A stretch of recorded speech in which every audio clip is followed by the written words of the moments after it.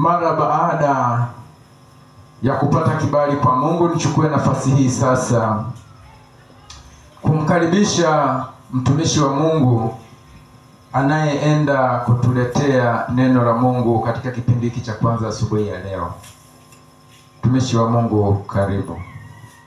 Asante sana.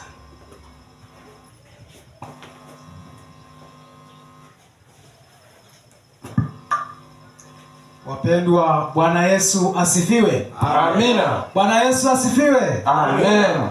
Basi kwa mara nyingine tena tunatumia nafasi hii kuweza kumshukuru Mungu kufuatia rehema zake zisizo na kipimo, kufikia hatua ya kuturuhusu tena kuiona tarehe hii ikiwa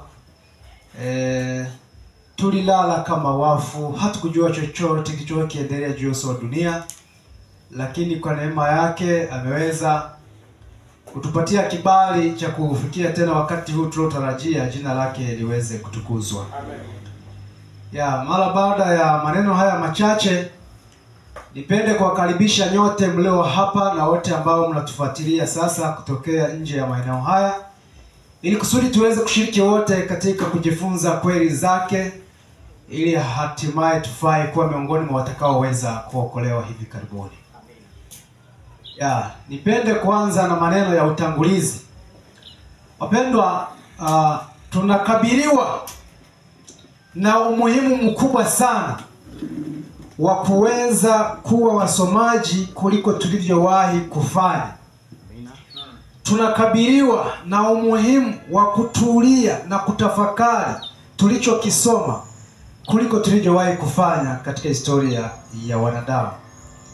Hii ni kwa sababu wingi wa makundi mnayoyaona ya madhehebu, wingi wa makundi ya watu ambao tunapishana nao, wingi wa kile unachokiona kwamba kinyume na wewe, unatokana na kitu kinachoitwa mafundisho.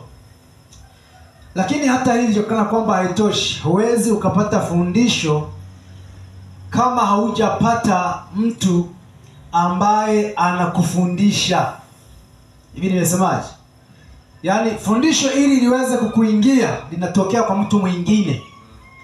Na hivyo lile fundisho linapotokea kwa mtu mwingine kuja kwako, unapolifikiria na kuliona linafaa na kuliingiza katika moyo wako, linakujengea kitu kinachoitwa imani. Na kutokea katika hiyo imani unatengenezwa ama unaandaliwa kuwa mtu wa kuokolewa ama wa kupotea milele. Kwa hivyo unaweza ukaona ni jinsi gani umuhimu wa kukielewa vizuri kile unachofundishwa kabla hujakiamini ulivyo mkubwa sana. Bwana asifiwe. Amen. Ni jambo dogo sana kuhisi kwamba kuamini ni kuamini tu. Lakini tusichokijua na ambacho tunapaswa kukijua ni kwamba kadri utakavyoendelea kuamini kitu ambacho si chenyewe, ndivyo unavyoendelea kusogelea umauti wako wa milele. Lakini wakati unavyoendelea kusogelea ile imani thabiti, sahihi, ambayo ni ya kweli, ndivyo unavyozidi kusogelea umilele wako katika paradiso ya mbinguni. Sasa siku ya leo tutaenda kujifunza kile ambacho kimekuwa na sintofahamu katikati yetu, lakini hata nje yetu pia. Nimetangulia kuzungumza ya kwamba hata haya madhehebu unayoona mengi kwa jinsi zake, kila kukicha yamekuwa kiongezeka kama njiti za viberiti, yametengenezwa na wingi wa mafundisho. Sasa haya mafundisho tutaenda kuyaangalia ili kusudi tuyapatie ufumbuzi wake. Japo kwa leo tutazungumzia sehemu moja na sehemu nyingine ya fundisho ambalo kidogo limetutengenezea utofauti. Na kama ambavyo limetangulia kuzungumza, naomba nikazie ya kwamba kutokea katika imani ambayo chanzo chake ni kusikia, tunaandaliwa kuwa watu wa kupotea, aidha tunaandaliwa kuwa watu kufanyaje? Wa kuokolewa. Kwa hivyo ikiwa tayari tunajua ya kwamba kusikia kwako kutakutengenezea imani ya kukuandaa kwa upande fulani, tunahitaji kuwa na hadhari kubwa katika kujua nini tunachokiamini kabla hatuja kuwa upande fulani ambao mwelekeo wake pengine ni mbaya. Niwadokezee jambo moja. katika historia haijawahi kutokea na hata haitazamiwi kutokea ya kwamba Mungu ataniongoza mimi kuamini hivi, alafu Mungu huyo huyo akuongoze wewe kuamini vinginevyo. Hivi nimesemaje? Nimesema hivi, yaani roho ya Mungu ambayo ndiyo inayotakiwa kuwa ndani yangu na hiyo ndiyo inatakiwa kuwa ndani yako, haitakuja kutokea kama ambavyo haijawahi kutokea kuniongoza mimi kuamini hivi, alafu roho hiyo ya Bwana ikuongoze wewe kuamini vinginevyo. Haitakuja kutokea. Tafsiri nyepesi ni hii, kwamba ikiwa tutajikuta tunaamini vitu viwili tofauti, tafsiri nyepesi ni kwamba tunaongozwa na roho mbili namna gani tofauti. Ni swala tu la mimi na wewe kuweza kuufungua moyo ili ifike wakati Roho aniongoze, Roho akuongoze, ili yule Roho anayeniongoza na yule anayekuongoza aweze kutupatanisha. Hata tupatanisha kupitia maneno yangu, wala hata tupatanisha kupitia maneno yako, isipokuwa atatupatanisha kupitia neno lake. Bwana Yesu asifiwe. Amen. Sasa kwa jinsi hii utaona jinsi gani ambavyo utofauti tutakao kutwa nao hautaondolewa na maneno yangu, hautaondolewa na maneno yako, isipokuwa utaondolewa na neno la nani? La Kristo. Hivyo basi nitasihi tuweze kuwa wote tunapenda kuanza, ili kusudi tuone kile kinachoonekana kututofautisha kinakutwa upande upi. Ni upande wa neno la Mungu, aidha ni upande wa maneno ya watu. Daima katika kila kitu original, shetani ana tabia kuingiza kitu bandia yake. Na shetani kadri wanawatengeneza walivyokuwa wakijitokeza, alizidi na yeye kutengeneza matengenezo bandia. Sasa matengenezo bandia hayaji kwa namna ya kawaida, yanakuja kwa njia ya mafundisho vivyo hivyo. Na shetani kwa kawaida yake amekuwa akiwaua watu bila mafanikio, akagundua ya kwamba hapana, ile haina mafanikio. Kawaida yake amekuwa akiingiza mafundisho, ili yale mafundisho ya wagawe na hatimaye wamkosee Mungu na kisha wapotee ama waachwe na nani?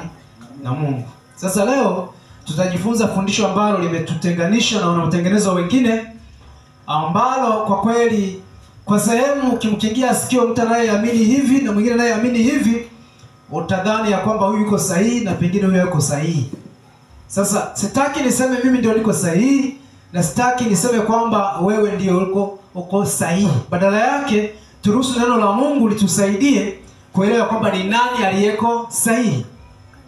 Fundisho lenyewe tutakalo kuwa nalo leo ni fundisho la ni nini maana ya kwa jina la Yesu. Bwana asifiwe.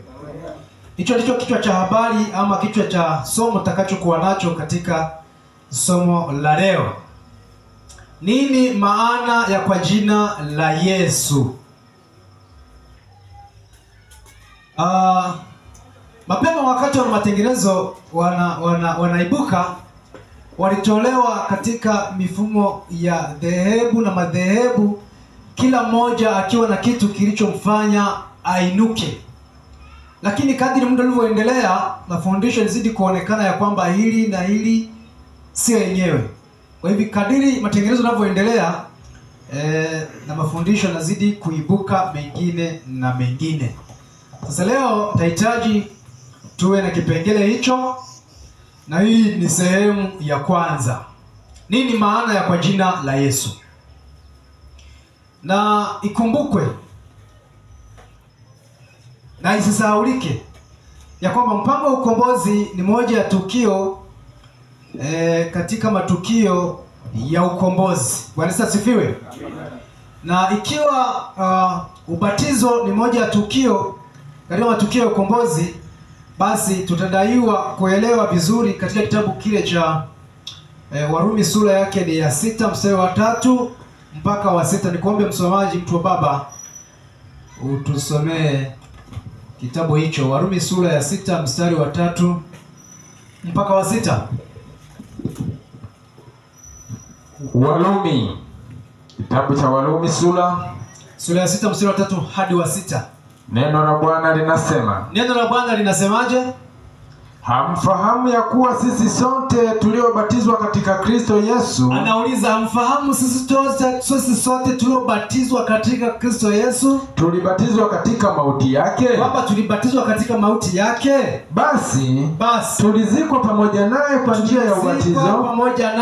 njia ya ubatizo. Katika mauti yake. Kusudi kama Kristo alivyofufuka katika wafu. Kwa njia ya utukufu wa Baba yake. Vivyo hivyo na sisi tuenende katika upya wa uzima. Bwana asifiwe. Amen. Nini tunachoweza kukichota katika maelezo mafupi ni kwamba kitendo cha ubatizo ni mfano wa kifo cha Kristo, ambaye alipokufa alifufuliwa kwa njia ya utukufu wa nani? Wa Baba yake. Hiyo ni Warumi sura ya 8 mstari wa 11, ya kwamba Kristo alifufuliwa na Baba yake. Sasa alifufuliwa na Baba yake kwa namna gani? Tutaliona baadaye katika sehemu ya pili. Sawa sawa, watu wa Mungu. Sasa niombe tusonge mbele katika kubabadua kwamba nini maana sahihi ya kwa jina la Yesu. Kwanza tupate nini maana halisia ya neno jina. Jina linawakilisha mambo makuu matatu. Sikia. Jambo la kwanza linalowakilishwa na neno jina linaitwa utambulisho. Yaani kama hivi wewe ukiita Simoni, katikati yetu hakuna atakayeinuka, ila nitainuka mimi. Sawa sawa? Kwa hivyo tayari kwa kipengele hicho jina linawakilisha utambulisho. Sawa sawa? Lakini sehemu ya pili ya neno jina linawakilisha nafasi, mamlaka, cheo. Mfano, ukisikia labda akitajwa rais ama mkuu wa nchi, sio jina lake, isipokuwa sio utambulisho, ni jina lakini ambalo maana yake ni mtawala, mmiliki, sawa, ama mkuu wa nchi utakapojisikia kusema. Lakini kwa ufupi neno jina linawakilisha tabia. Kwa mfano, mtu ambaye mara zote si mwaminifu atapewa jina lake. Labda anaweza akawa ni mzinzi, anaweza akawa ni tapeli. Hilo sio jina lake, ila ni sifa yake ambayo imetokana na tabia yake. Sijui kama tunaelewa vizuri, watu wa Mungu. Sasa leo tutaenda kuona kile kinachopatikana katika maandiko kikihusisha neno jina. Kilikuwa kikimaanisha nini, kinamaanisha nini, ambacho wakati fulani sisi tunakutwa tunamaanisha isivyo. Naomba tujaribu kukimbia kidogo ili nione kama tafikia mahala ambapo napataka. Sasa tuanze na fungu ambalo naliita fungu tawala. Kitabu hicho ni cha Wagalatia, ni Wakolosai 3 mstari wa 17. Wakolosai 3:17 limeonekana ni fungu ambalo limebeba huo ujumbe kwa sehemu kubwa. Wakolosai 3 mstari wake ni wa 17. 3:17 Wakolosai inasema, naam, na kila mfanyalo kwa neno au kwa tendo, fanyeni yote katika jina la Bwana Yesu, mkimshukuru Mungu Baba kwa yeye. Amina. Sikiliza. Hili fungu ndilo fungu pekee ambalo litatubebea ujumbe katika somo la leo. Na kila mfanyalo kwa neno au kwa tendo, fanyeni yote katika jina la nani? La Yesu. Mkimshukuru Mungu Baba kwa nani? Kwa yeye. Fungu hili ili tuweze kulielewa vizuri, tutadaiwa kuanzia fungu la 16. Yaani tutarudi nyuma kidogo, ili tuweze kuundua vizuri nini maana halisi ya fungu hilo. Lazima turudi nyuma tupate ujumbe lengwa. Hebu naomba mtumishi ulisome hilo fungu la 16 nyuma yake. Fungu la 16. Ndio. Neno la Kristo na likae kwa wingi ndani yenu. Neno la Kristo na likae kwa wingi ndani yetu. Katika hekima yote. Tukifundishana na kuonyana kwa zaburi. Na nyimbo. Na tenzi za rohoni.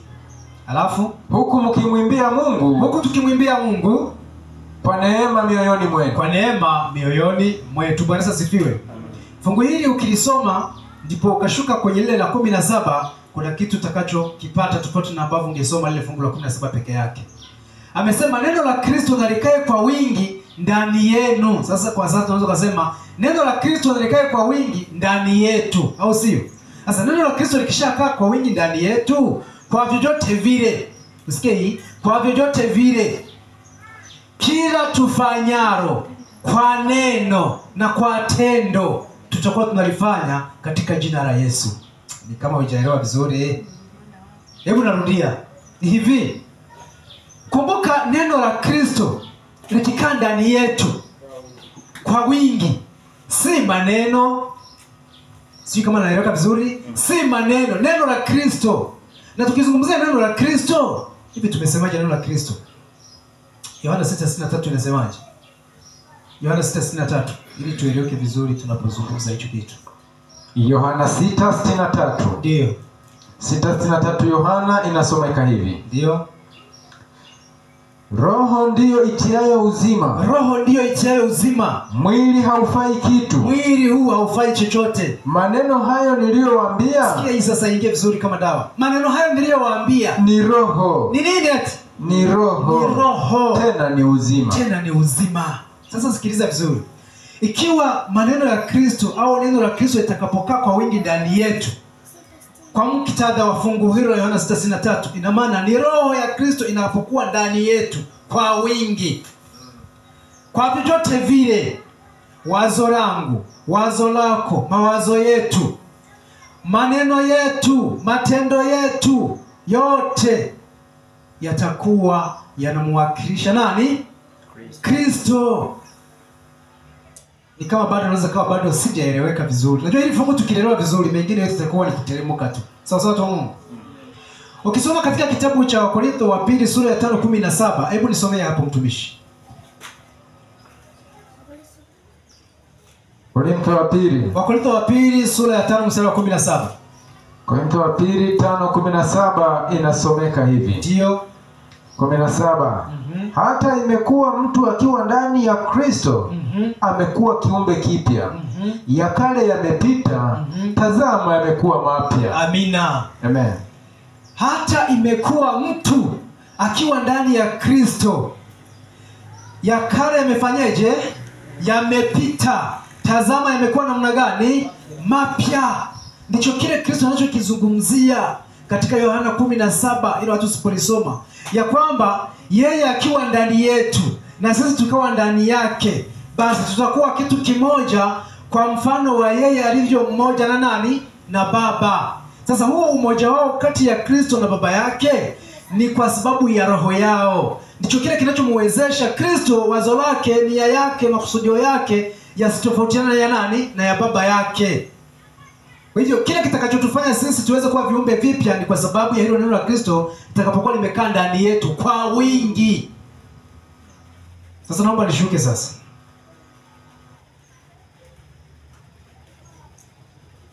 Hebu kabla sijaenda mbali nisomee kitabu cha Petro wa kwanza 14 sura yake ni ya pili. 11 samahani. Petro wa kwanza sura ya 4 mstari wa 11. Petro wa kwanza sura ya 4. Petro wa kwanza sura ya 4 mstari wa 11. Neno la Bwana linasema. Karibu. Mtu akisema na aseme kama mausia ya Mungu. Na aseme kama mausia ya Mungu. Mtu akihudumu na ahudumu kwa nguvu anazojaliwa na Mungu. Na ahudumu kwa nini? Kwa nguvu anazojaliwa na Mungu. Kwa nguvu anazojaliwa na nani? Sasa hiyo hatu kiacha basi tokee umeisahau, lakini la kwanza usije ukalisahau. Kwamba mtu akisema na aseme kama nini? Mausia ya Mungu. Hivi unafikiri ninaposema mimi mpaka ionekane maneno yangu ni mfano mausia ya Mungu, ni mimi nakuwa nimesema au ni Mungu anakuwa amesema ndani yangu? Ni Mungu anakuwa. Huyo ni Mungu ndio. Kuna kitabu kinaitwa CE. Mtumishi unaweza ukanisoma hicho kitabu Kutoka hapo nataka nikimbie sasa, maana kidogo nitakuwa kama nimeweka mambo katika na nyepesi kidogo. Anisomee kitabu cha CE kurasa wa 97, aya yake ni ya kwanza, kwenye maelezo yaliyoko pale mwishoni pale. Basi naomba tuendelee. Mtazamaji, unaweza kuangalia hapo kwenye skrini. Kitabu hiki CE ukurasa wa 97 anasema ya kwamba neno la Kristo liwapo ndani yangu, ndani yako, ndani yetu. 97.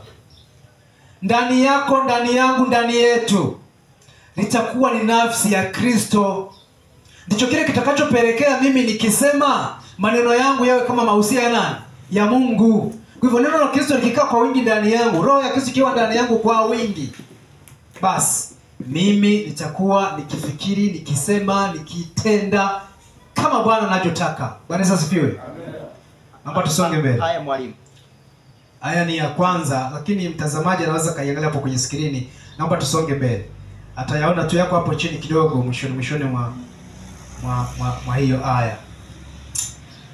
Kana kwamba haitoshi, niombe tuendelee mbele kidogo. Unajua mafungu ni mengi, nitahitaji kwenda kasi kidogo ili nifikie kile ambacho nakitaka. Speed lakini yenye balance ndani yake. Wakorintho wa kwanza sura ya 10 mstari wa 31 kuna maneno mengine mazuri ambayo naamini katika hili tutaendelea kuona nini Mungu alichokikusudia na nini ambacho hakikukusudiwa ambacho sisi tunakikusudia.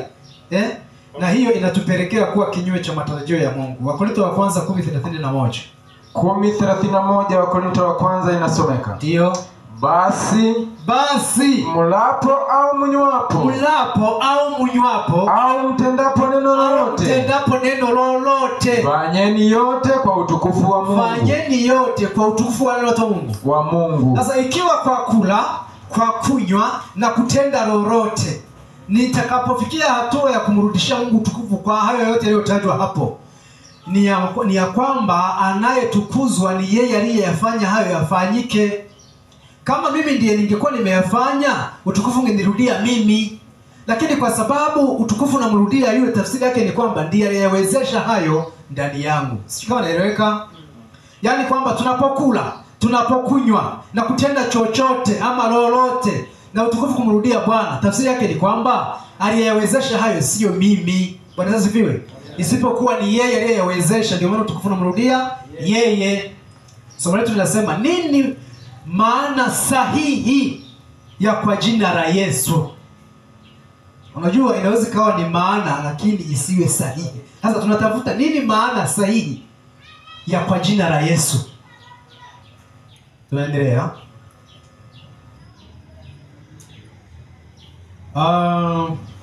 Katika kitabu cha Wagalatia 2 sura ya 20 kuna maneno mengine ambayo nisipoyasoma nitakuwa sijatenda haki. Najua ukweli huwa unategemea mashahidi wengi. Hata Mungu alishaonya, msimkubali shahidi mmoja katika neno, badala yake waweze kuwa wawili mpaka wangapi? Watatu. Wagalatia 2:20 inatuthibitishia tulichokisoma katika Wakolosai 3:16. Naomba isome hiyo mtumishi wa Baba. 2:20 Wagalatia. Naam. Neno la Bwana limesema. Nasemaje? Nimesulubiwa pamoja na Kristo. Anasema nimesulubiwa pamoja na Kristo. Lakini ni hai. Wala si mimi tena. Wala sio mimi tena. Bali Kristo yu hai ndani yangu. Sasa swali la uchokozi kama sio ufahamu ni hili, watu wa Mungu. Wote tunajua ya kwamba Kristo alishaenda mbinguni, si ndio? Na katika kile chumba anachohudumu akitoka mambo yameharibika. Ni kwa namna gani Kristo anajoweza kuwa ndani yangu na ndani yako, ndani yetu?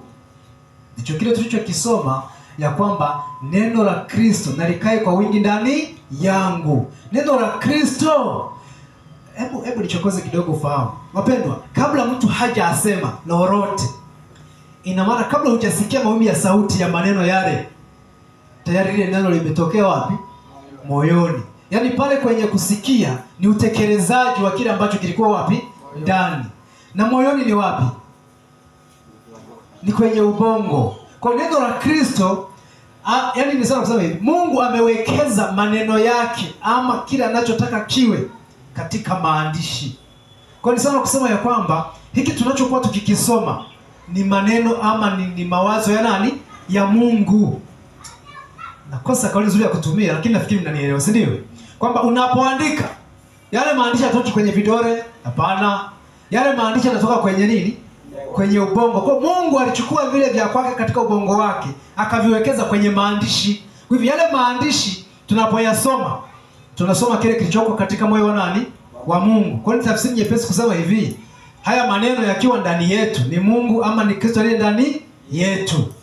Alafu nyinyi mnaelewa sana. Bwana Yesu asifiwe. Amen. Mmenivutia sana.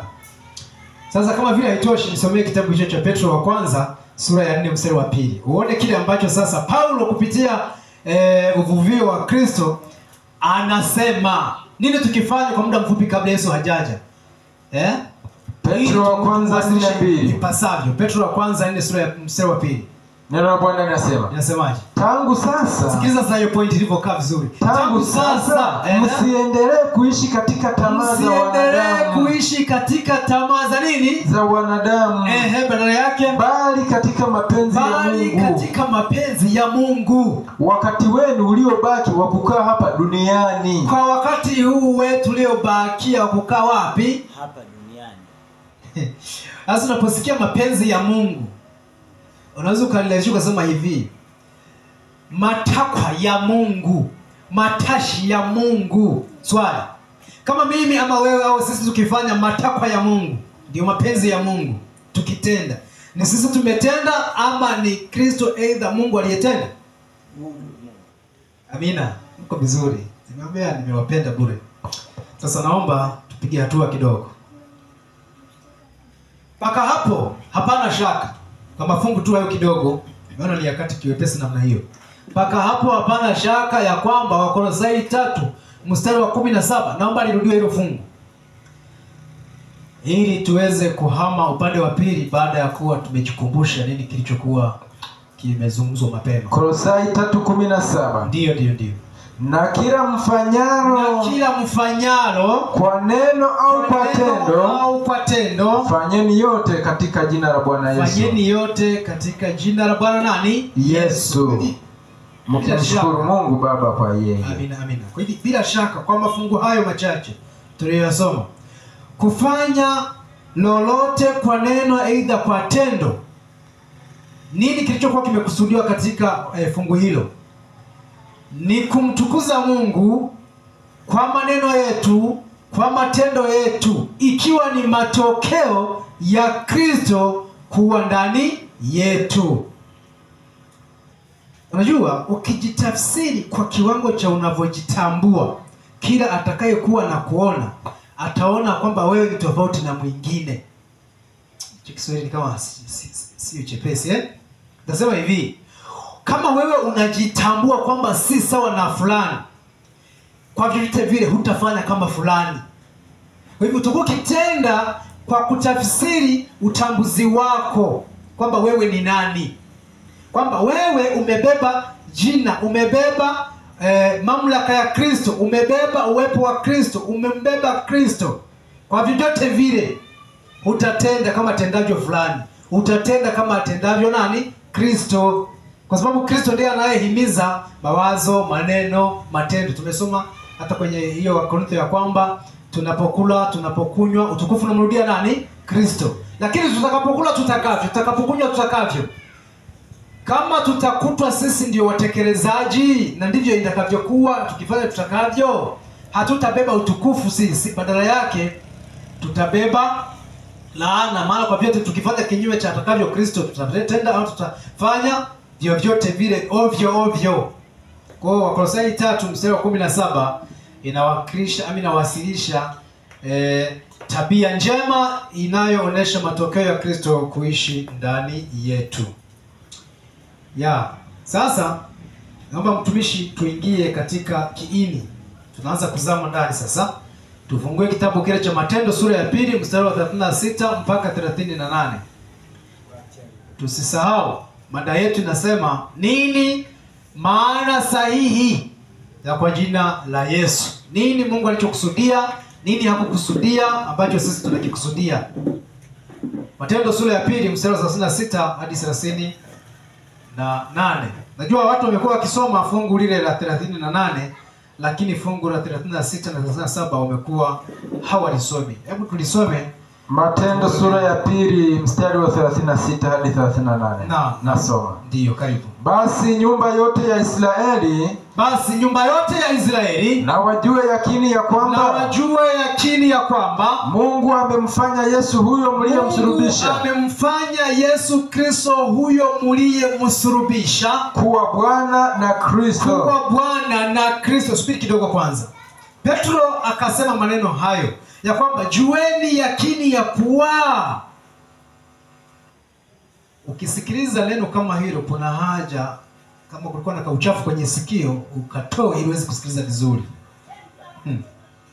Tena hakumwambia mtu fulani. Alisema na nyumba yote ya wapi? Ya Israeli.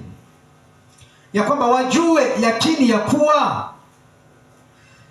huyo mliyemsulubisha. Sawa sawa? Mungu amemfanya Yesu.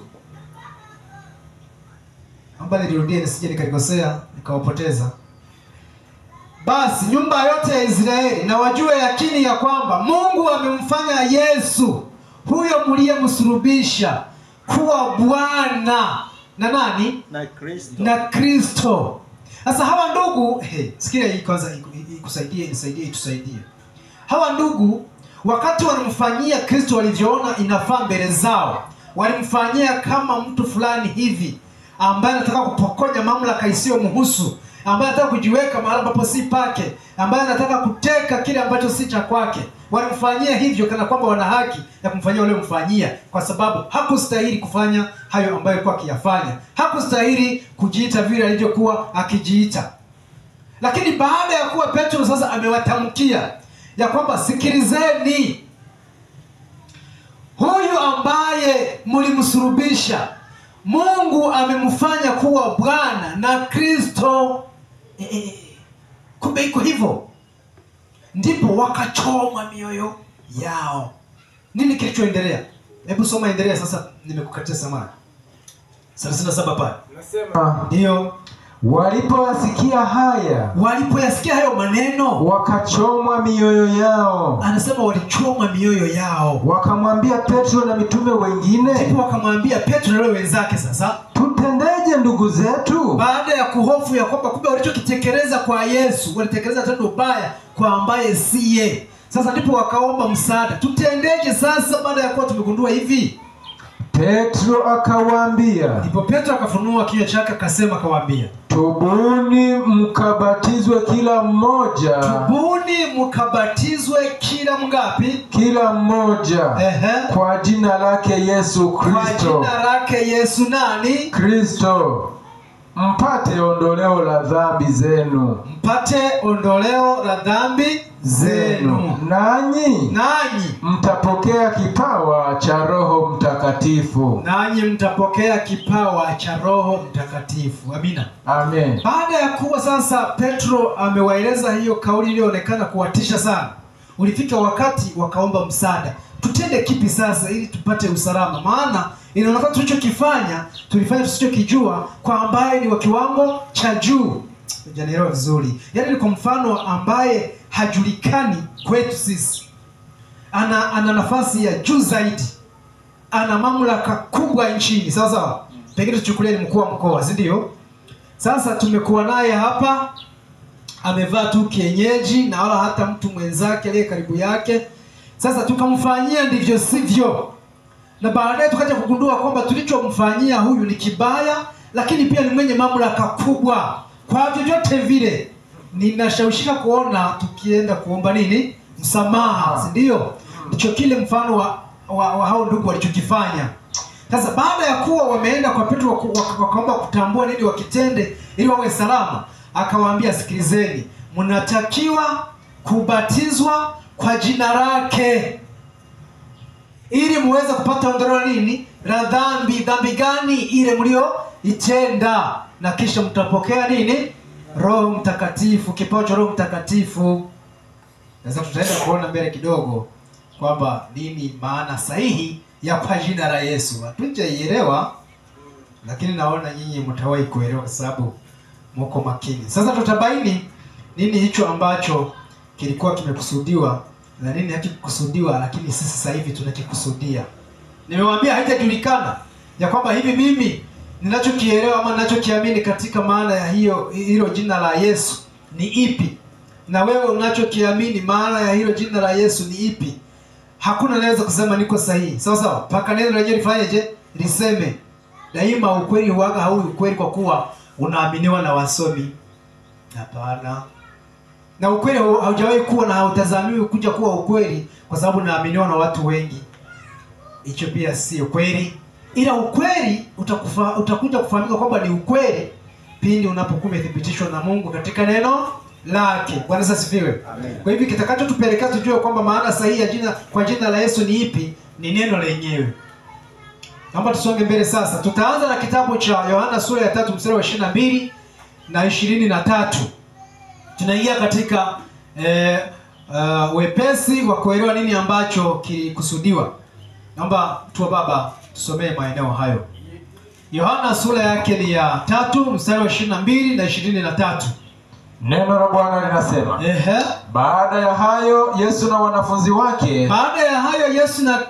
na wanafunzi wake walikwenda mpaka nchi ya Uyahudi. Waliondoka wakaenda mpaka nchi ya Uyahudi. Akashinda huko pamoja nao. Akashinda huko huyo Yesu pamoja na hao wanafunzi. Akabatiza. Songa mbele. Yohana naye alikuwa akibatiza huko Ainoni. Yohana naye alikuwa akibatiza kule Ainoni, karibu na Salim. Kwa sababu gani? Huko kulikuwa na maji tele. Anasema huko kilichowapelekea waende ni kwa kuwa kulikuwa na maji namna gani? Tele. Na watu wote wakamwendea wakabatizwa. Hapo tayari tunaona kuna Yesu na wanafunzi wake, alafu kuna Yohana na wanafunzi wake. Wote wameenda mahali ambapo maji ni tele ili waweze kufanyaje? Kubatiza. Yesu alibatiza na wanafunzi wake wakiwa hapo, alafu Yohana alibatiza na wanafunzi wake wakiwa hapo. Si ndicho tulichokisoma wote wapendwa? Sasa naomba tushuke chini kidogo uniangalizie kitabu hicho cha Yohana, lakini sura ya 4 mstari wake ni wa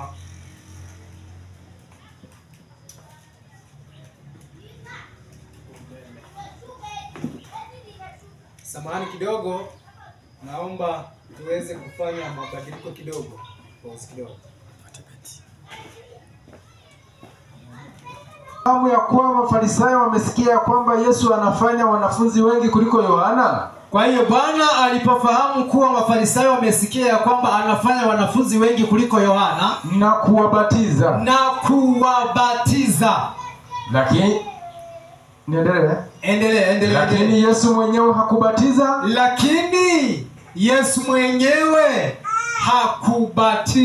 Bali wanafunzi wake. Sasa naomba tutulie kidogo hapo.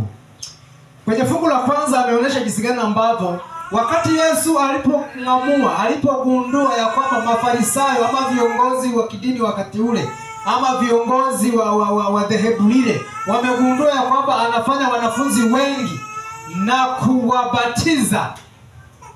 Alafu hapo kwenye mabana ikaandikwa, lakini Yesu mwenyewe hakufanyeje? Hakubatiza, ila wanafunzi wake. Nini tunachoweza kuwa tunaelekezwa hapo kukielewa? Kumbe muda wote ambao Yesu na wanafunzi wake walipokuwa kule katika tukio la ubatizo, waliokuwa wakibatiza walikuwa ni wanafunzi wake, wakiwa wameelekezwa, wakiwa wamepewa ruhusa, wakiwa wameamuriwa na nani? Na Yesu. Bwana asifiwe. Kwa hivyo kadhalika kile ambacho tunaweza tukakisoma katika mstari ule wa 22 wa Yohana sura ile ya 3 imetuambia ya kwamba Yesu alikuwa anabatiza kule. Kumbe walikuwa wakitekeleza tukio hilo walikuwa ni watu gani? Wanafunzi. Tunatafuta kujua nini maana sahihi ya kwa jina la Yesu. Naomba hilo lisifutike katika safari yetu hii. Sawa sawa watu wa Mungu. Haya. Tuendelee mbele kidogo. Naomba mtumishi wa Baba unifungulie katika kitabu cha Yohana 5 mstari wa 43 ili tuanze kuona sasa tafsiri sahihi ya kile ambacho tunatakiwa tukielewe, na kisha ifike wakati tuweze kujua nini ambacho Mungu alikikusudia na nini hakukikusudia katika maneno hayo ambayo leo hii yanakusudiwa na kusema na wafundishaji wengi. Umeshafika Yohana 5:43. Yohana 5:43. Mimi nimekuja kwa jina la Baba yangu. Yesu anasema mimi nimekuja kwa jina la Baba yangu. Wala ninyi hamnipokei. Wala ninyi hamnipokei mimi. Mwingine akija kwa jina lake mwenyewe, Mwingine akija kwa jina lake yeye mwenyewe, mtampokea huyo. mtampokea huyo. Sikia. Yesu anachokizungumzia ni kana kwamba anasononeka, ananungunika, analalamika. Ni kwa jinsi gani ambavyo yeye amekuja kwa kuagizwa, kwa kutumwa na Baba yake. Ametumia Kiswahili kwamba nimekuja kwa jina la Baba yangu, lakini hamnipokei. Japokuwa inaonekana mwingine akija kwa jina lake, kwa kujituma yeye mwenyewe, kwa matakwa yake mwenyewe, kwa kujileta mwenyewe, mtampokea huyo. Hapo bado hatujaelewana vizuri. Tutaelewana vizuri nafikiri kadri Mungu anavyoendelea kutusaidia. Nifungulie sasa kitabu cha Yohana 12:40 na ngapi? Na 4. Yohana 12:44 kuna kitu kingine kinachotuletea taswira ya kuanza kutembea na ile fungu la 43 na sura hiyo ya 5. Soma mwalimu wangu. Yohana 12:44. Yohana 12:44, sikia inasema. Naye Yesu akapaza sauti akasema. Naye Yesu akapaza sauti yake hekaluni akasema. Yeye aniaminie mimi. Yeye aniaminie mimi. Haniamini mimi. Haniamini mimi. Bali yeye aliyenipeleka. Bali yeye aliyenipeleka. Sasa sikiliza sentensi ilivyokaa vizuri. Kumbuka katika sura ya 5 mstari wa 43 amesema mimi nimekuja kwa jina la Baba yangu wala hamnipokei. Mwingine akija kwa jina lake mtampokea huyo. Sasa fungu hilo la 44 la sura hiyo ya 10 na ngapi? Ya 12 amesema ya kwamba yeye aniaminie mimi. Haniamini nani? Mimi. Ila anamwamini yeye aliyefanyaje? Aliyenipeleka. Aliyenipeleka. Unaweza kujisikia ukasema yeye aliyenituma, yeye aliyeniagiza. Sawa sawa? Kwa hivyo tayari utaona jinsi gani ambavyo wakati wanafunzi wanabatiza, anayeonekana kubatiza ni nani? Ni Yesu. Yesu ndiye anaonekana anabatiza, lakini kumbe wanaotekeleza tukio hilo ni nani? Ni wanafunzi. Kwa hivyo wanafunzi wanachokifanya, wanafanya kile ambacho Kristo angefanyaje? Angefanya. Hii sentensi iliyotajwa hapo nimeipenda sana. Kwamba anayeniamini mimi haniamini mimi, ila anamwamini yeye aliyefanyaje? Aliyenipeleka. Ngoja tusome mbele kidogo, utaipenda hii hapa. Utaipenda, nitaipenda, tutaipenda. Hebu nifungulie kitabu cha Yohana sura ya 20 mstari wa 21.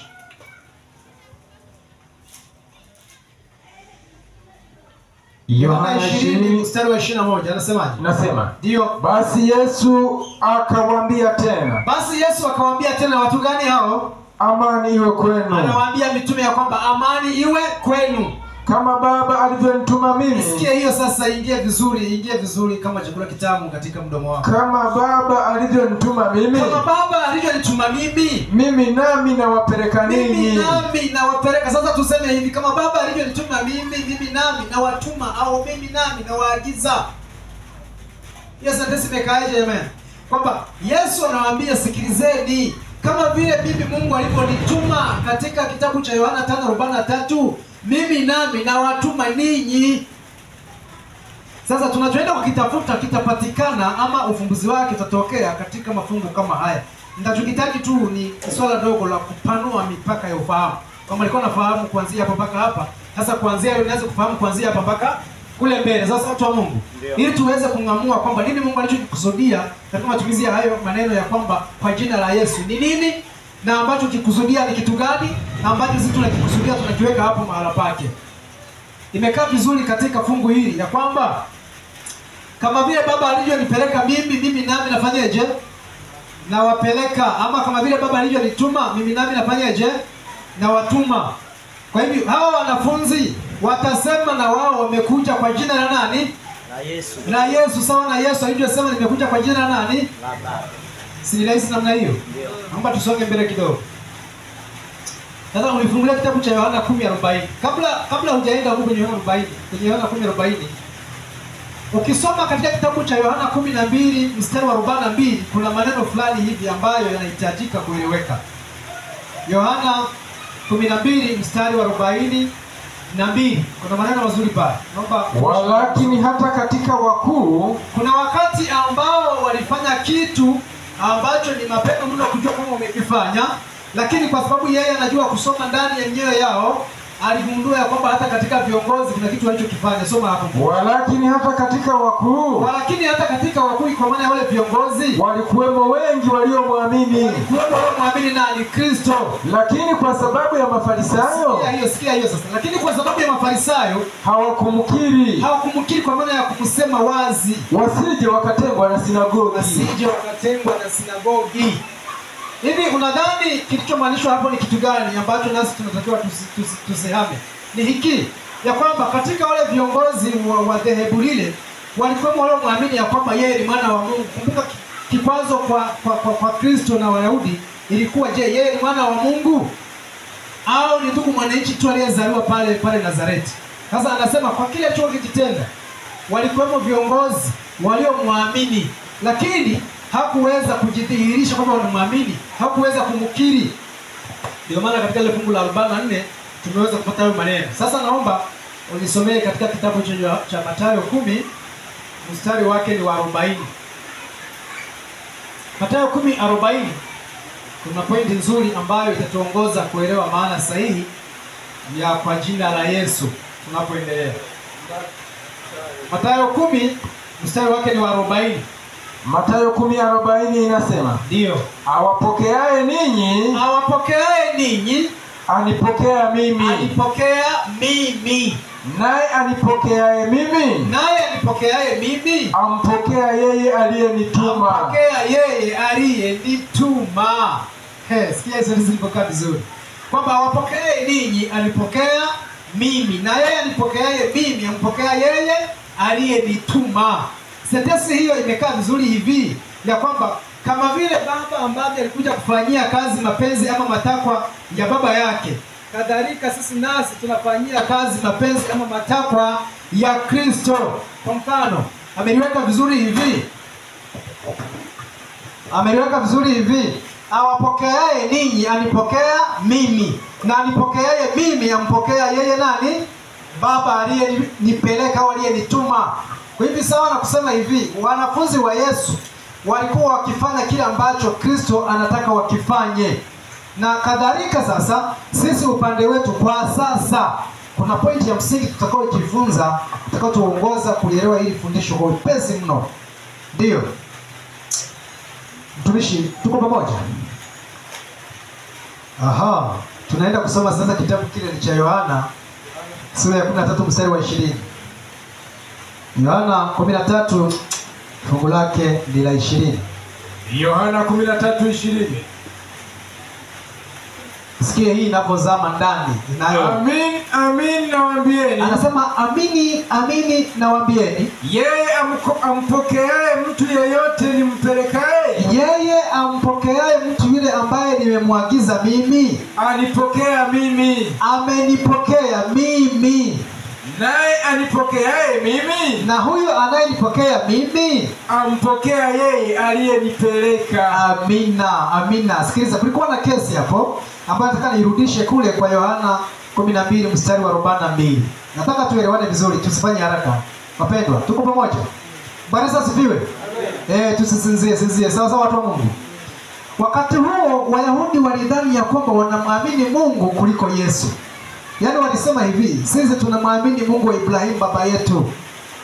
Walikuwa hawana mpango na Yesu. Sasa Yesu akawaambia shua wanavyosema vijana wa siku hizi, ya kwamba sikilizeni, anayeniamini mimi haniamini mimi, ila anamwamini yeye aliyenipeleka. Sasa katika hili fungu tulilomaliza kulisoma hapa ameliweka vizuri ya kwamba awapelekae ninyi. Hebu nisomee, wewe ndio unajua kusoma vizuri. Huko nilipotoka kusoma sasa hivi. Umepasao. Yohana 13:20. Ndio.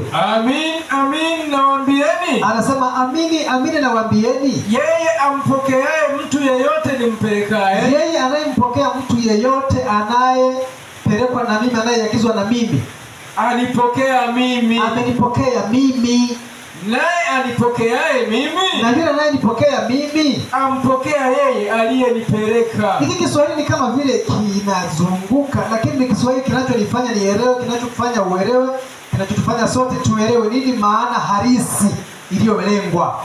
kwamba ikiwa utajidai kwamba unamwamini Mungu halafu kamdharau aliyeagizwa na Mungu, wapendwa, umemdharau yule aliyemtuma huyu unayemdharau wewe. Bwana asifiwe.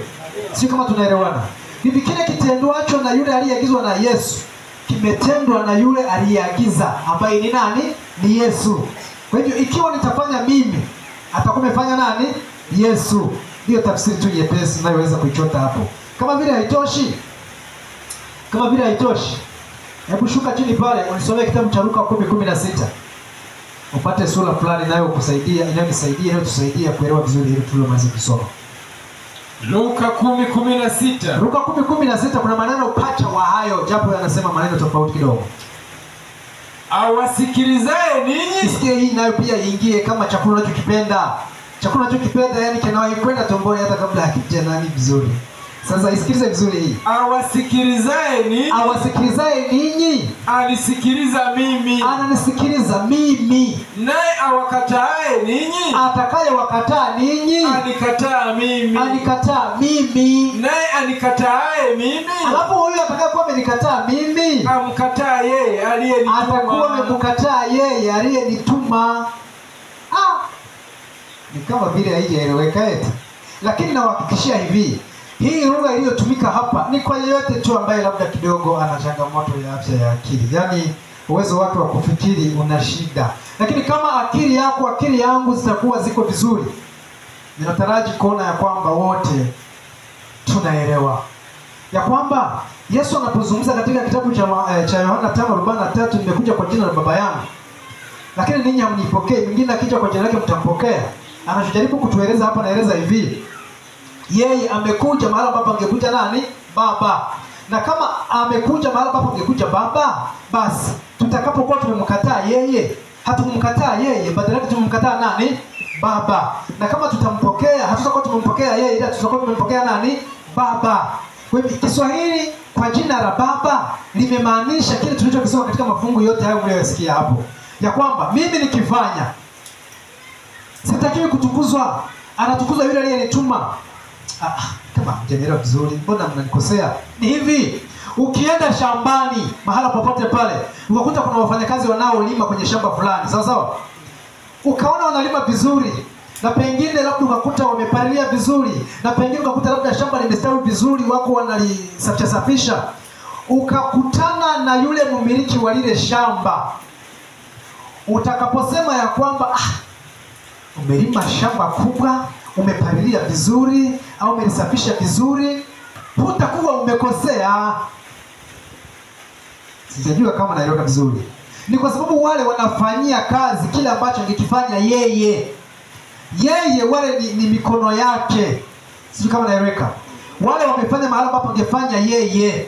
Ndivyo ilivyo pia Baba anafanya kupitia mikono ya Kristo. Kadhalika Kristo naye anafanya kupitia mikono yetu.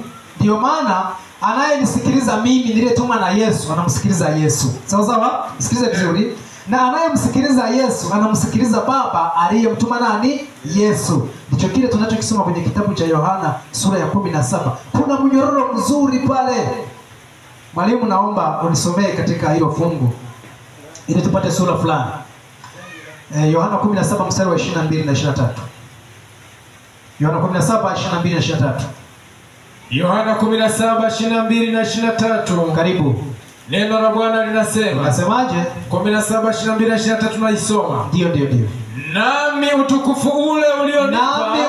ule ulionipa, huyo ni Kristo, nimewapa wao ili wawe na umoja kama sisi tulivyo umoja. Sikiliza. Ukisoma kitabu cha Yohana 10:30 anasema mimi na Baba tu nini? Tu umoja. Sasa umoja uliopo kati ya Baba na Mwana ni utukufu. Sawa sawa? Huo utukufu ndio unaofanya Baba na Mwana wao kitu kingapi? Kitu kimoja. Lakini si kweli kwamba ni umbile moja, isipokuwa ni wawili wenye kusudi moja, ni wawili wenye tabia moja, ni wawili wenye nini? Moyo ama roho moja. Kwa nini? Ni kwa sababu wanaongozwa na kitu kimoja. Sasa huo utukufu ni kitu gani? Niangalizie kitabu cha Yohana sura ya 20 mstari wake ni wa 22. Na hicho ndicho kinachofanya Yesu akifanya asionekane yeye ila aonekane baba yake, kwa sababu baba yuko ndani ya mwana na mwana yuko ndani ya baba. Vivyo hivyo na sisi, huo utukufu aliopewa akitupatia, tunapofanya sio sisi, ni yeye, na yeye akitukuzwa ni halali, lakini kadhalika naye anapofanya anayetukuzwa ni baba, ni halali. Karibu Yohana 20:22. Naam. Naye akiisha kusema hayo, akawavuvia, akawaambiaje? Pokeeni Roho Mtakatifu. Pokeeni Roho nini? Mtakatifu. Huo ndio utukufu ambao wapatia wanafunzi. Leo kitu kingapi? Kimoja. Sasa naomba tuhame baada ya kuwa kidogo tumeelewana. Maana tumeshasoma vizuri jinsi gani ambavyo atakayewasikiliza wanafunzi atakayemsikiliza Yesu, na atakayemsikiliza Yesu atakayemsikiliza baba yake. Kwa hivyo kwa sura hiyo na mnyororo huo, tafsiri nyepesi ni hii: ikiwa mimi nitafanya, atakayefanya yule ambaye amenituma nifanye. Ikiwa huyu naye aliyenituma amefanya, naye kadhalika atakuwa amefanya yule aliyemtuma yule. Nalirudia mara mbili ili iingie vizuri. Sasa tunaingia kwenye kile alichokuwa amekitaja hapo juu kidogo. Tunaingia kitabu cha Mathayo 28, tuanzie mstari wa 18 mpaka mstari wake wa 20. Wapendwa wasikilizaji, tunafuatilia kung'amua usahihi kamili wa nini Mungu alichokusudia kusema kwa jina la Yesu, ambayo imerekodiwa katika kitabu cha Matendo na baadhi ya injili zingine. Mathayo 28 mstari wa 18 mpaka 20. Nasoma. Karibu. Yesu akaja kwao akasema nao, akawaambia, nimepewa mamlaka yote mbinguni na duniani. Anasema nimepewa mamlaka yote mbinguni na duniani. Bleki kwanza za mbele ndio zinashika vizuri, tusishike sana, unaweza kupitiliza. Tunapata majibu yanayoonekana kuandaa wasikilizaji ambao ni wanafunzi, ya kwamba sasa wanatakiwa wasikilize kuna kitu fulani kinaendelea. Ya kwamba sikilizeni, wakati huo Yesu ndiye amewakuta walipo. Sio kwamba wao walimkuta alipo. Yeye ndiye aliwafuata walipo. Akamwambia sikilizeni. Ninashawishika kuona kwamba kama walikuwa wanafanya vitu fulani walilazimika kuviacha na kuanza kumsikiliza. Akaja kwao, akasema nao, akawaambia, nimepewa mamlaka mangapi? Yote. Sasa sikiliza, usisahau. Hapo kuna anayetoa na kuna anayefanyaje? Anayepewa au anayepokea. Nimepewa mamlaka mangapi? Yote. Si hapo tu, mbinguni na duniani. Kwa muktadha wa mafungu mengi tulikwisha yasoma hapa, msije mkasahau. Msije mkafanyaje? Mkasahau. Ya kwamba anayeweza kuwasikiliza mitume ambao amewaagiza atakuwa amemsikiliza yeye, na atakayemsikiliza Yesu atakayemsikiliza yule aliyefanyaje? Aliyemtuma naye. Kwa hivi kuna mnyororo hapo katikati ambao hutakiwi kukatizwa. Ukikatizwa mambo yameharibika. Sasa Yesu anakuja anawaambia, sikilizeni, nimepewa mamlaka yote mbinguni na wapi? Na duniani. Ndipo anaanza kuwatamkia sasa. Soma hapo sasa, mwalimu wangu usikosee.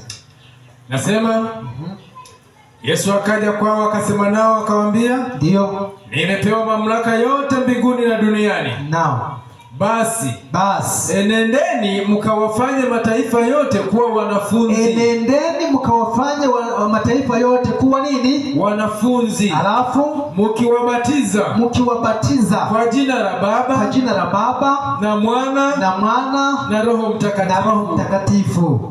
Alafu na kufanyaje? Na kuwafundisha kuyashika yote niliyowaamuru ninyi. Na kuwafundisha kuyashika yote niliyowaamuru ninyi kwa wingi wake.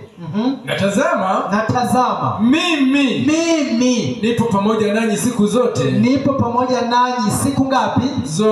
Zote. Hata ukamilifu wa dahari. Hata ukamilifu wa dahari. Unaweza kujisikia kusema mpaka mwisho wa wakati. Sasa katika hili sitatamani tutafsiri kwamba kwa jina la Baba, Mwana na Roho. Tuliache kwanza, tumelipaki. Sawa? Tutalirudia baadaye. Isipokuwa nilikuwa natafuta kwanza tuelewe kwamba mamlaka ya Baba iko kwa mwana, mamlaka ya mwana iko kwa wanafunzi. Ni kama sijaeleweka, na warudisha nyuma. Awasikilizaye ninyi anisikiliza mimi, anisikilizaye mimi amsikiliza Baba yangu. Kwa hivyo ni sana kusema hivi, usipomsikiliza aliyetumwa na Yesu, hujamsikiliza Yesu.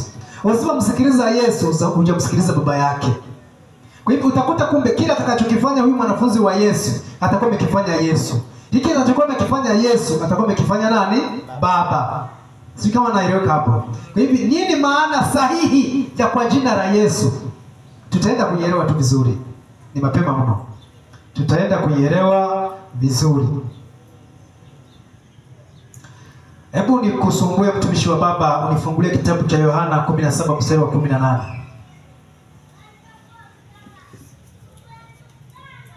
Hapa Yesu anatoa ripoti kwa Baba yake, nini ambacho amekifanya. Katika rekodi tuliyosoma kwa Mathayo 28:14 mpaka 20. Yesu anatoa ripoti kwa Baba yake katika hicho kitabu cha Yohana 17 mstari wake wa 18. Neno la Bwana linasema. Neno la Bwana linasemaje?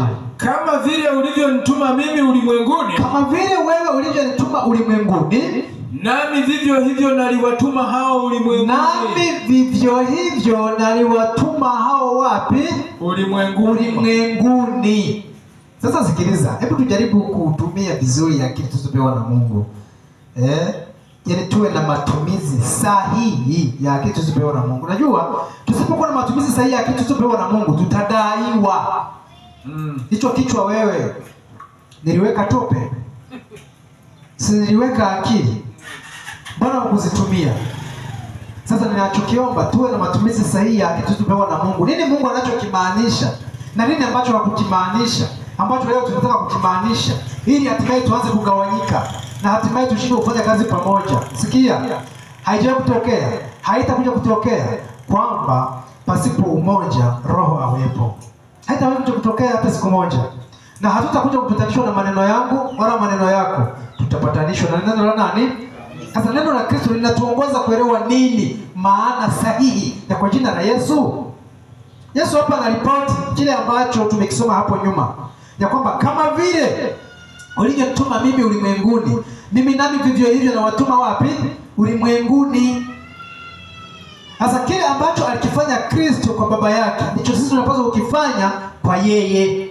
Kwa hivyo kile tutakachokifanya sisi tukiwa tumeagizwa na yeye, tafsiri nyepesi ni hivi, atakuwa amefanya yeye. Sijui kama tuko pamoja watu wa Baba.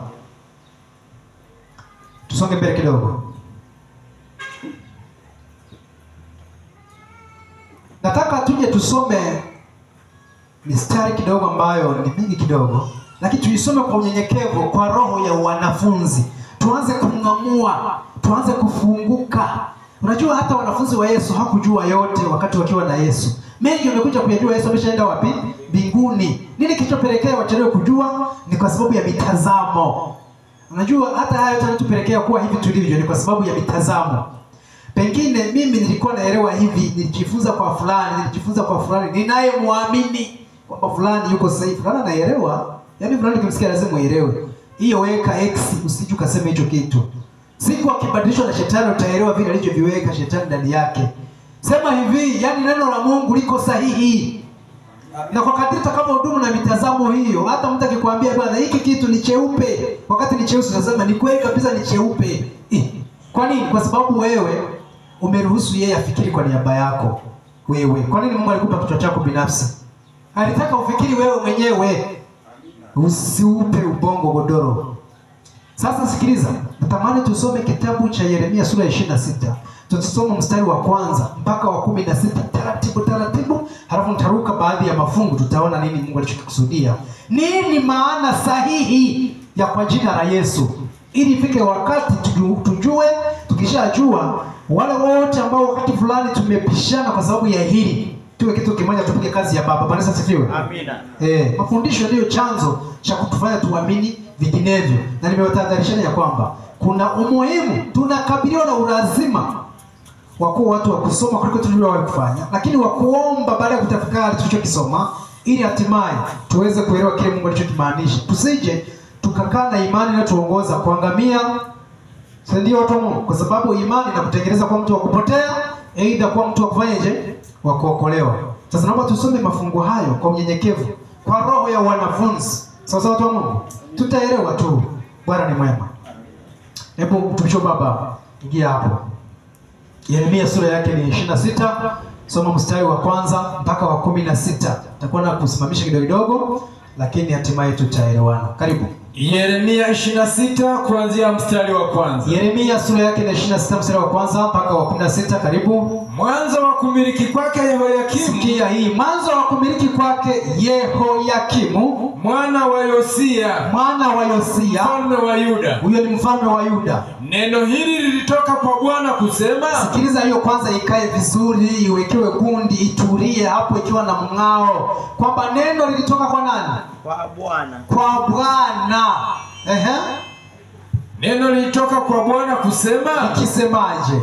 Bwana asema hivi. Bwana asema hivi, sio Yeremia asema hivi. Bwana asema hivi. Simama katika uwanja wa nyumba ya Bwana. Nenda usimame katika uwanja wa nyumba ya Bwana. Useme na miji yote ya Yuda. Useme na miji yote, sio kiasi, yote ya Yuda. Wajao ili kuabudu katika nyumba ya Bwana. Katika kuabudu ndani ya nyumba ya Bwana. Sema nao maneno yote ninayowaamuru. Maneno yote. Mangapi?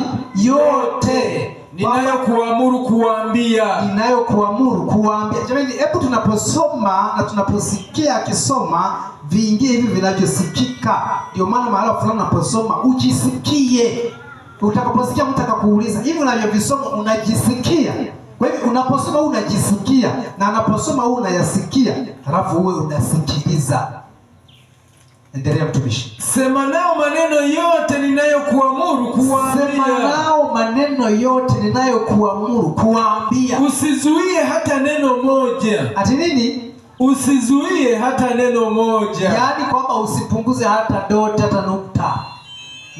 Labda watasikia na kugairi na kuacha kila mtu njia yake mbaya, na kuacha kila mmoja njia yake mbaya, ili niyagairi mabaya, ili niahirishe mabaya niliyokusudia kuwatenda, niliyodhamiria kuyafanya juu yao, kwa sababu ya uovu wa matendo yao. Endelea mtumishi wa Baba. Nawe utawaambia. Bwana asema hivi. Kama hamtaki kunisikia. Kwenda katika sheria yangu. Ninayoweka mbele yenu. Kuyasikiliza maneno ya watumishi wangu. Manabii. Ninaowatuma kwenu. Naam. Nikiondoka mapema na kuwatuma. Lakini ninyi hamuwasikilizi. Basi nitafanya nyumba hii kuwa kama Shilo. Anasema nitafanya nyumba hii kuwa nini? Kama Shilo. Na mji huu nitaufanya kuwa laana. Kwa taifa zote za dunia. Endelea. Na makuhani na manabii na watu wote wakamsikia Yeremia. Sikia sasa. Walipokuwa wamsikia walifanya nini? Hapo aliposema maneno haya katika nyumba ya Bwana. Ikawa Yeremia alipokuwa amekwisha kusema maneno yote, baada ya kuwa Yeremia amemaliza kuyasema yote aliyoamriwa na Bwana aliyomwamuru kuambia watu wote, aliyomwamuru kuwaeleza wote hao, ndipo hao viongozi makuhani na manabii na watu wote wakamkamata wakisemaje? Bila shaka utakufa. Bila shaka kifo kinakuhusu. Fungu la 9. Naam. Kwa nini umetabiri kwa jina la Bwana? Anahojiwa, kwa nini umekubali kutabiri kwa jina la Bwana? Ukisema nyumba hii itakuwa kama Shilo. Sasa hilo fungu la 9 naomba lirudiwe, halafu ulikundishe mahala fulani. Lirudie hilo fungu. Kwa nini umetabiri kwa jina la Bwana? Kwa nini umetabiri kwa jina la Bwana? Ukisema nyumba hii itakuwa kama Shilo. Itakuwa kama Shilo. Na mji huu utakuwa ukiwa. Hautakaliwa na mtu. Hautakaliwa na mtu. Kulimbe kubali. Endelea mtumishi. Nasema watu wote wakamkusanyikia Yeremia. Hapo watu wote wakamkusanyikia Yeremia katika nyumba ya Bwana. Katika nyumba hiyo ya Bwana. Na wakuu wa Yuda waliposikia habari za mambo haya. Anasikiliza, wale wakuu wa Yuda waliposikiliza mambo hayo ya yeye kukamatwa na kutangaziwa kiyama ya kwamba kifo kinamuhusu, wakatoka katika nyumba ya mfalme. Wakapanda juu mpaka nyumbani kwa Bwana. Wakaketi. Wakakaa. Hapo watu waingiapo katika lango jipya la nyumba ya Bwana. Langoni wanapoingilia. Ndipo hapo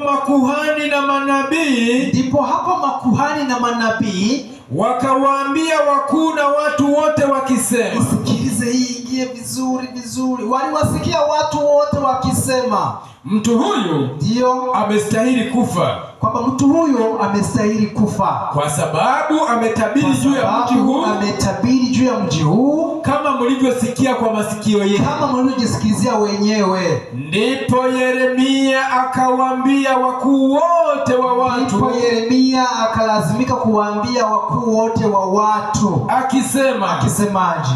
Bwana ndiye aliyenituma kutabiri. Isikie hiyo vizuri. Ya kwamba Bwana ndiye aliyefanyaje? Aliyenituma kutabiri juu ya nyumba hii. Usisahau fungu la 9. Yeremia analazimika kuwakumbusha fungu la 9, analazimika kuwakumbusha fungu la 2. Ya kwamba jamani, msinidhuru. Kwa nini? Bwana ndiye aliyenituma. Soma utucho baba. Nasema ndipo Yeremia akawaambia wakuu wote na watu wote wakisema. Alipowaambia watu wote na wakuu wote, Bwana ndiye aliyenituma kutabiri juu ya nyumba hii. Niyaseme haya. Na juu ya mji huu. Maneno hayo yote mlioyasikia. Nikiyasema. Basi sasa tengenezeni njia zenu na matendo yenu. Anawapa wito, tengenezeni njia zenu na matendo yenu. Mkaisikilize sauti ya Bwana Mungu wenu. Naye Bwana atagairi mabaya aliyoyanena. Yote mabaya aliyoyanena juu yenu kupitia kinywa changu. Sasa wakati huo Yeremia akisema, lakini kwangu mimi kama mimi. Lakini kwangu mimi. Tazama mimi nipo hapa. Anasema jamani, mimi nipo mikononi mwenu. Nitendeeni mnayoyaona. Jisikieni mnavyodhani vinanifaa kuwa mema na haki mbele ya macho yenu. Ndio. Lakini jueni yakini ya kuwa mkiniua mtajiletea juu yenu damu isiyo na hatia. Sikie hiyo. Mtajiletea juu yenu damu isiyo na hatia. Itakuwa juu yenu na juu ya mji huu na juu ya wenyeji wake na juu ya wenyeji wote wanazunguka. Kwa maana kwa nini? Ni kweli Bwana amenituma kwenu. Sikia hiyo tena iingie vizuri. Ya kwamba Bwana amenituma kwenu. Sio mimi niliyejituma, sio mimi niliyejileta. Kuambieni yote mlioyasikia. Nikiyataja. Aya ya 16. Isikilize hiyo pia ikae vizuri. Ndipo wakuu na watu wote. Sasa hawa viongozi wameng'amua ya kwamba kuna haja ya kubadili mwelekeo waliouweka. Kwa nini? Wakawaambia makuhani na manabii waliodhamiria kumuua. Mtu huyu hastahili kuuawa. Hatakiwi kuuawa. Kwa maana, sikiliza sasa point hii inayotaka iingie. Hiyo ni mfano wa kile tulichokisoma fungu la 2 na fungu la 9. Sawa? Hasa hawa wenye busara Mungu kupitia kwao wameelewa. Wanawarudia wale ambao walidhamiria kumudhuru, kumuua, walomtangazia kifo ya kwamba kifo kinakuhusu. wamegundua kwamba hastahili kuuawa. Kwa nini? Nasema ndio, mtu huyu hastahili kuuawa. Mtu huyu hastahili kuuawa kwa maana amesema nasi katika jina la Bwana Mungu wetu. Bwana Yesu asifiwe. Amina. Kama una changamoto ya akili, labda ulizaliwa na shida kidogo ya kufikiri, utashindwa kuelewa nini maana ya kwa jina la Yesu. Maana ya kwa jina la Yesu haitofautiani na hii maana ya kwa jina la Bwana. Bwana Yesu asifiwe. Amina. Kinachowasilishwa hapo ni kitu gani? Yeremia ameagizwa na Mungu. Sawa sawa, kianzia ile fungu la kwanza kama tulivyoanza. Ametiririka yote ambayo ameagizwa na Mungu. Tena alionywa akaambiwa hivi, usipunguze hata neno namna gani? Moja. Useme yote niliyokuamuru kuwaeleza. Sasa wao wamefika wakati wakasema hapana, wewe unastahili kufanya kuuawa. Kwa nini umetabiri yote haya kwa jina la Bwana? Fungu la 9 hilo.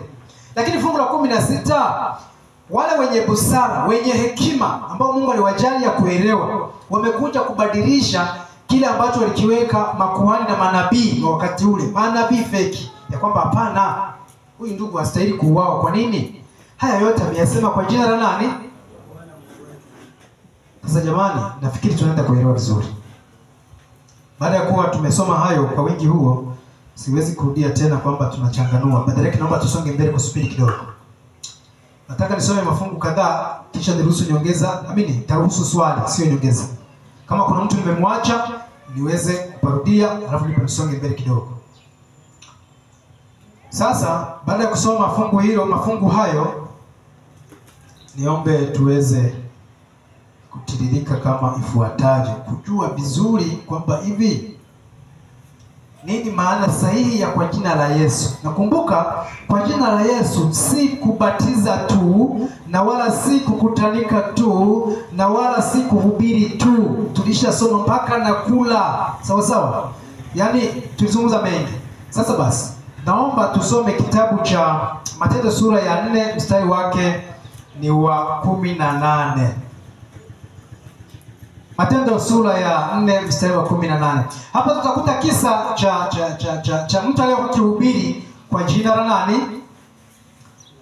La Yesu. Tunasoma kitabu cha Matendo sura ya 4 mstari wake wa 18. Matendo ya Mitume sura ya 4 aya ya 18. Naam. Wakawaita wakawaamuru wasiseme kabisa. Hawa ni viongozi wa dini wa wakati huo, makuhani na wengineo.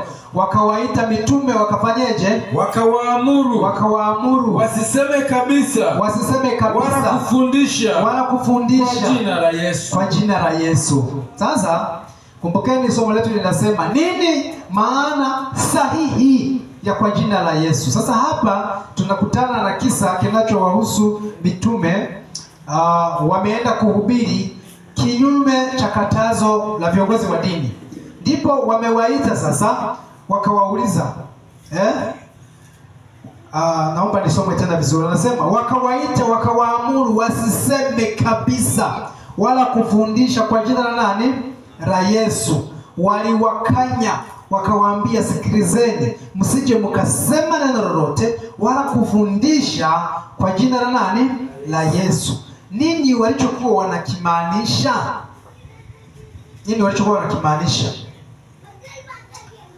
Aha. Ndio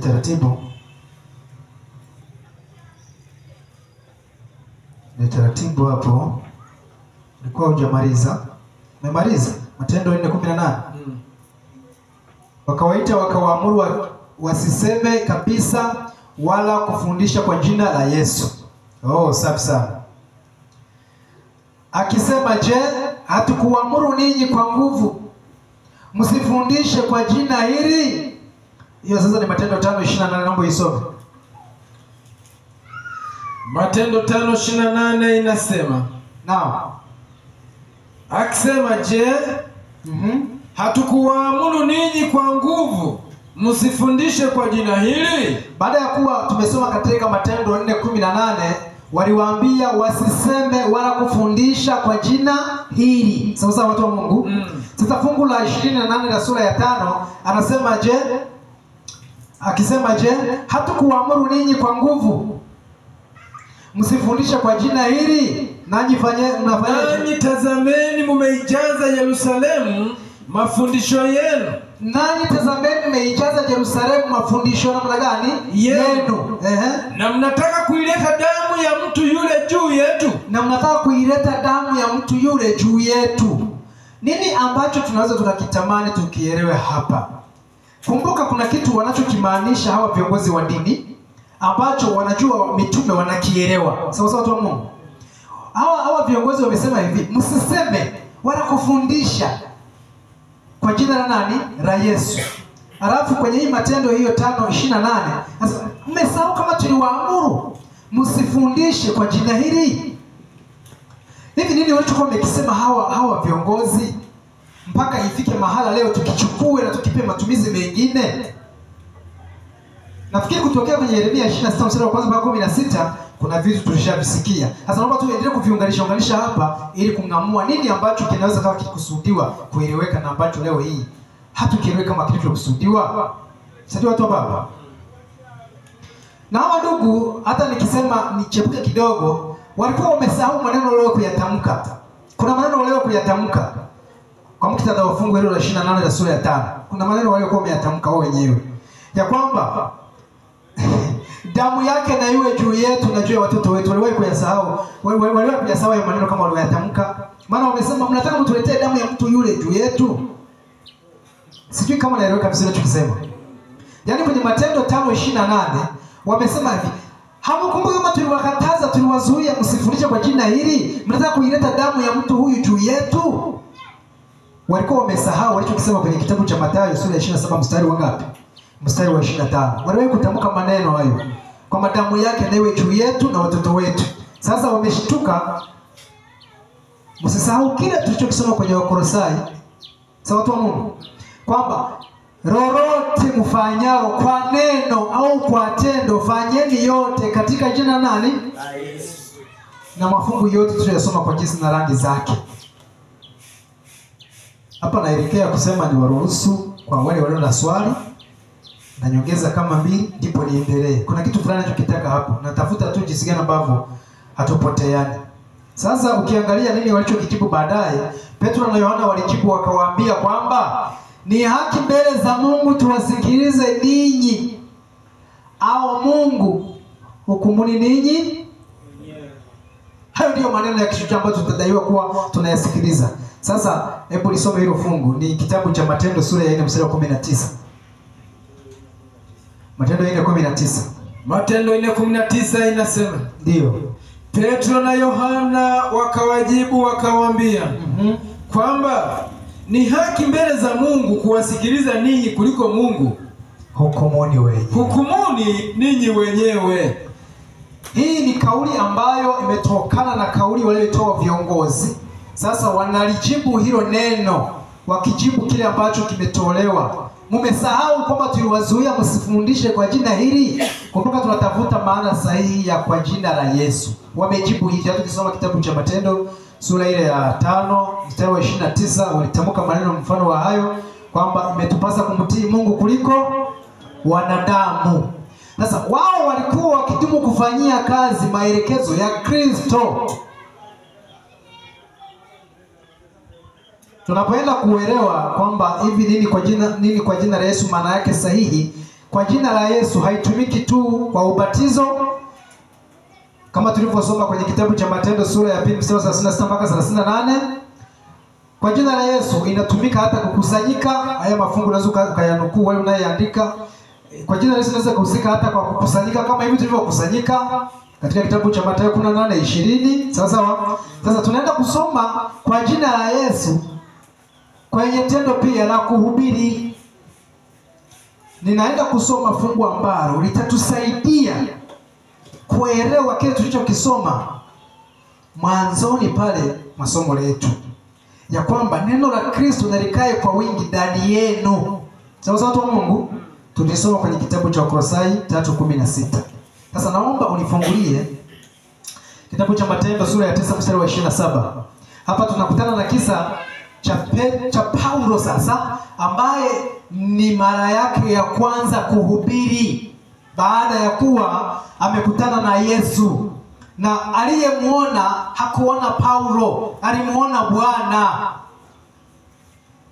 Tusisahau kile tulichokisoma mwanzoni ya kwamba ninaye mtuma sasa, atakayemsikiliza atakuwa ananisikiliza mimi, na atakayenisikiliza mimi atakuwa anamsikiliza yeye aliyenituma. Nisome hilo Matendo 9:27. Matendo 9:27 inasomeka hivi. Ndio. Lakini Barnaba akamtwaa akampeleka kwa mitume, akawaeleza jinsi alivyomuona Bwana. Sikiza hebu samani kidogo. Huyu Barnaba alimchukua nani? Paulo, akampeleka mbele zao, akaanza kuwaambia jinsi alivyomuona Bwana. Sio kwamba alivyomuona Paulo. Sio kama tunaelewana vizuri tu Mungu. Alimuona nani? Bwana. Hakumuona Paulo. Wakati huo Paulo alipokuwa akihubiri kwa jina la nani? Tuendelee mtumishi, tutaeleza. Ndio. Akawaeleza jinsi alivyomuona Bwana njiani. Na ya kwamba alisema naye na jinsi alivyohubiri kwa ushujaa katika Dameski kwa jina la Yesu. Sasa ili nijue una akili nyingi sana, unieleze kwamba mtu anapohubiri kwa jina la Yesu anahubirije? Tulianza mwanzoni kuelewa maana ya jina. Jina maana yake ya kwanza ni utambulisho. Kwa mtu anapokuita unaitika wewe, hawezi kuitika mwingine. Maana ya pili tukapata kwamba ni cheo, ni mamlaka, kwamba mtu akiwa hapo ni mkuu wa mkoa, anaweza kaitwa mkuu wa mkoa, kumaanisha cheo chake yeye ni mkuu wa eneo hilo, sio jina lake la utambulisho. Kwa hivyo kwa wakati huo hilo jina limemaanisha mamlaka. Sasa hapa Paulo anahubiri kwa jina la nani? La Bwana. Anayemuona hamuoni Paulo, anamuona nani? Bwana. Nashawishika kutumia maneno mengine, lakini nahisi kama nitakuwa nayarudia.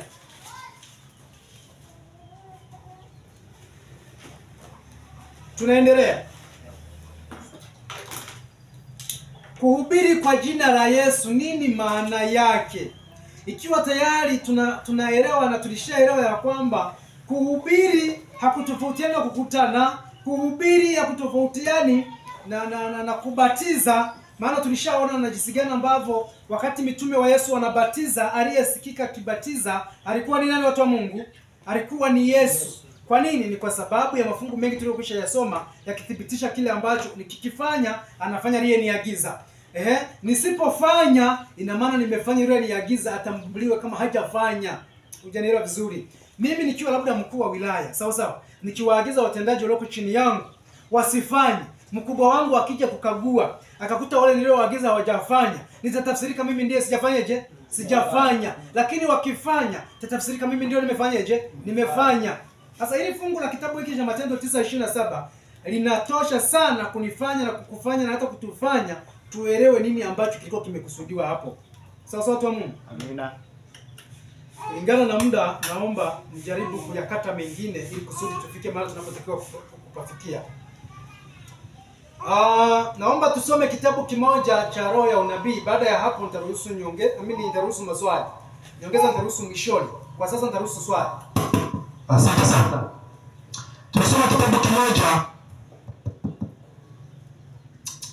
Tunasoma kitabu kimoja, kitabu cha MH, huduma ya uponyaji, Ministry of Healing, kurasa 107. Kurasa 107 aya yake ni ya kwanza mpaka ya 3.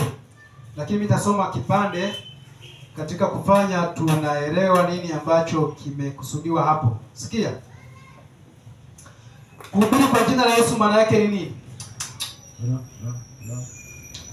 Anasema leo hakuna umati wa watu wanaovutia kwenda kwenye maeneo ya jangwa ili kuona na kusikia Kristo. Sauti yake haisikiki wala haisikilizwi katika mitaa yenye shughuli nyingi.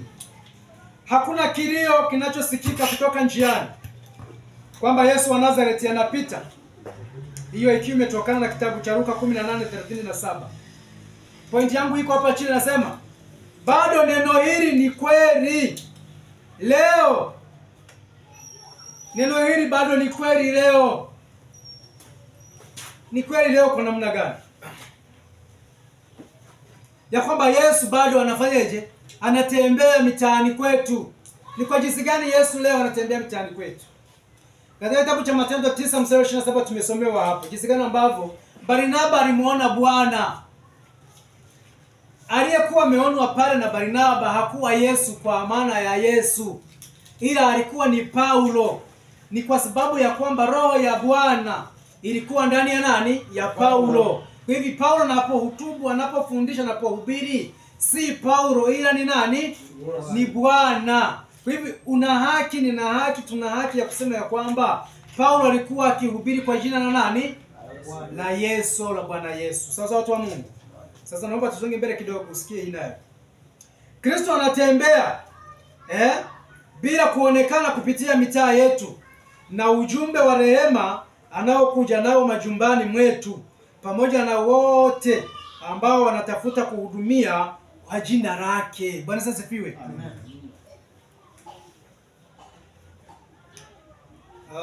Tumishi kati yetu kuna aliye na kitabu cha Shuhuda kwa Kanisa Gombo la 4 kurasa 393 aya ya kwanza. Okay, naomba tusikie maelezo yako kwenye nukuu hiyo, kisha nitaruhusu sasa niongeza nitaruhusu maswali kama kuna aliye na swali katika haya.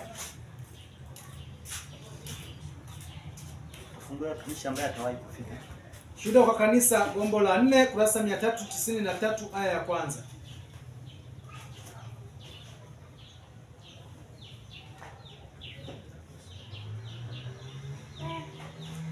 Naomba nisome tu. Anasema mabalozi kwa ajili ya Kristo wanayo kazi makini na yenye umuhimu ambayo baadhi yao hawaipi uzito mkubwa. Kwanza kabla sijasonga mbele zaidi, tuelewe na kung'amua vizuri. Mabalozi kazi yao hasa huwa ni ipi? Naomba nitumie mfano wa mabalozi hawa wa nchi wanaowakilisha nchi. Kwa mfano tukiwa na labda na rais wa Tanzania nchini labda Kenya, nchini Marekani, Uingereza, nchi yoyote ile, yule balozi anapokuwepo katika hiyo nchi ni mfano wa nchi ya Tanzania iliyoko katika ile nchi. Kwa maana hii ya kwamba raia wote waishio katika nchi hiyo wakiwa na shida za nchini kwao wanazifikisha kwenye ubalozi wao. Wakinyanyaswa katika hiyo nchi wanapeleka malalamiko yao nchini kwao kwa huyo balozi wa hiyo nchi yao. Yule anakuwa amevaa kiatu cha rais wa nchi yao. Yaani katika ule ubalozi huduma zote zimeenea. Sijui kama naeleweka. Sasa kadhalika Kristo awapo mbinguni katika ofisi yake ya ukuhani, ana mabalozi wake wapi? Duniani. Kwa kama ana mabalozi wake hapa duniani, tafsiri nyepesi ni sawa kusema hivi, hapa duniani kuna ofisi yake yeye Yesu, ambapo katika ofisi kama kawaida huwa kuna wafanyakazi, na hao wafanyakazi wakitekeleza, ina maana aliyetekeleza na yule mwenye nini? Mwenye ofisi. Naomba sasa nisome baada ya kuwa kidogo nimesema hayo maneno.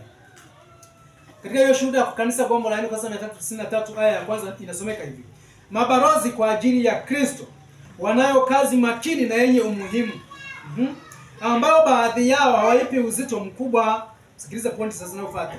Wakati Kristo ni mhudumu katika patakatifu pa mbinguni juu. Isikie ikae vizuri. Taisoma hata katika kitabu kingine. Wakati Kristo ni mhudumu katika patakatifu pa mbinguni juu, yeye pia kupitia wawakilishi wake ni mhudumu wa kanisa lake hapa wapi? Duniani. Nitumie kauli gani nzuri na nyepesi? Kwamba wakati Kristo akiwa anahudumu kule juu, bado yeye huyo anahudumu wapi? Duniani. Sasa anahudumuje wakati yuko juu? Anasema anahudumu kupitia wawakilishi wake, mabalozi wake huku chini wapi? Duniani. Wanahudumuje mahali ambapo anahudumu yeye? Roho yake anaiwekeza, roho yake anaiweka ndani ya hao. Hivi wanapofanya hawafanyi wao ila yeye. Janaelewa vizuri, naomba niendelee kidogo. Sikia. Anaongea na watu kupitia watu waliochaguliwa. Yaani kwamba yeye anakuja anaongea na mimi kupitia wewe aliyekuchagua. Sasa anaongeaje na wewe? Anaongeaje na mimi au anaongeaje na yule? Ni roho yake kuwa ndani yako wewe unapoongea, si wewe ila ni yeye. Tulisoma kwa Galatia sura ya 2 mstari wa 20 pale juu. Sasa watu wangu. Sasa naomba unielewe vizuri nini ambacho tunaweza tukakipata katika nukuu hii. Sikia.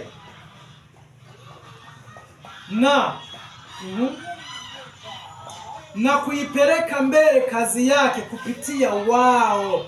Na kuipeleka kazi yake, yani yeye ndiye anaipeleka kupitia wao. Tulishasoma. Msisi ni usumbufu, nataka ingie vizuri. Kwamba ninayempeleka yeyote atakapokuwa ameenda popote, halafu akasema neno lolote, yule atakayemsikiliza hatakuwa anamsikiliza yeye, atakuwa ananisikiliza mimi, na atakapokuwa ananisikiliza mimi atakuwa anamsikiliza yeye, Baba yangu. Amen. Bwana Yesu asifiwe. Amen. Sasa utaanza kuona ni jinsi gani ambavyo kwa njia hiyo wewe mimi tunapokuwa tunatekeleza jukumu hilo, tunayafanya hayo kwa jina la nani? La Yesu. Sasa kama tunayafanya hayo kwa jina la Yesu, hali kadhalika tutakapofanya chochote Yesu alichoagiza tukifanye, sio sisi tunaofanya ila ni yeye anayefanya. Sasa kwa tukio lolote, tukio namna gani? Lolote tukifanya sisi ila ni yeye. Na ndio maana kwenye kitabu cha Yohana sura ya 4 mstari wake wa kwanza anasema hivi, Yesu alibatiza. Sawa? Swali kilichotumika hapa anasema hivi kwamba pale alipogundua kwamba viongozi wa dini wameng'amua kwamba anafanya wanafunzi wengi na kuwabatiza, kwenye mabana akasema, lakini Yesu mwenyewe hakufanyeje? Hakubatiza, ila wanafunzi wake. Ndicho kilicho hapa pia. Paulo anapohubiri anaonwa ni Bwana. Swali ni kweli Bwana ndiye anahubiri pale? Hapana. Ila ni Paulo anayehubiri akiwa na roho ya nani? Ya Bwana, roho ya Kristo. Hivi kwa tendo hili la kubatizwa, kwa tendo hili la kuhubiri, kwa tendo lolote anayefanya ni Bwana, maadamu neno la Kristo limejaa kwa wingi ndani yako, ndani yangu na ndani yetu wote. Hiyo sasa tunanukuu ile Wakolosai 3:16. Neno la Kristo nalikae kwa wingi ndani yenu. Kristo akiwa ndani yetu, tulishasoma kitabu cha Yohana 6:63 ya kwamba maneno hayo ninayowaambia ni roho, tena ni nini? Ni uzima. Kwa hivyo ile roho ambayo iko katika yale maneno ina maana kwamba ni roho ya Kristo. Ni mawazo ya Kristo. Mawazo ya Kristo ndio yanayotokeza katika mdomo wangu. Nikisema si mimi ila ni nani? Kwa mimi ninafanya kwa jina la nani? La Yesu. Mpaka Yesu mwenyewe alisema ya kwamba huyo roho ambaye Baba atampeleka kwa jina langu. Ukishajua nini maana ya kwa jina, haikupi kesi tena. Unakuwa umeshaelewa kwamba hivi nini kilichokusudiwa. Hili jina ina maana ya kwamba ni niaba, ni badara. Sijaimaliza hii nukuu, sikiliza. Sikiliza sasa. Kama ilivyokuwa wakati siku za kudhalilishwa. Yaani kwa maana hii anachotaka kukisema hapa nikikate tu kulingana na muda. Kwamba kama vile Yesu alivyodhalilishwa wakati wake, sisi nasi tukidhalilishwa, atakuwa amedhalilishwa yeye. Sawa sawa tu Mungu. Na kila atakachokifanya mtu kwa mtumishi wake, atakuwa anamfanyia yeye. Yaani hili linaendelea vile vile lilivyo katika kila ulichokisikia. Kila atakayefanya, kila atakayefanyiwa kwa kuagizwa na yeye, ina maana ni yeye atakayekumfanyaje? Ametekeleza. Sikiliza, nashuka pale chini kidogo. Utaona haya maneno mtakapofika pale. Nashuka chini sehemu inayoanza na tazama. Unaliona lile? Shuka chini pale kidogo. Hapo ndipo nimeanzia pale kidogo, pointi fulani nimeipoteza.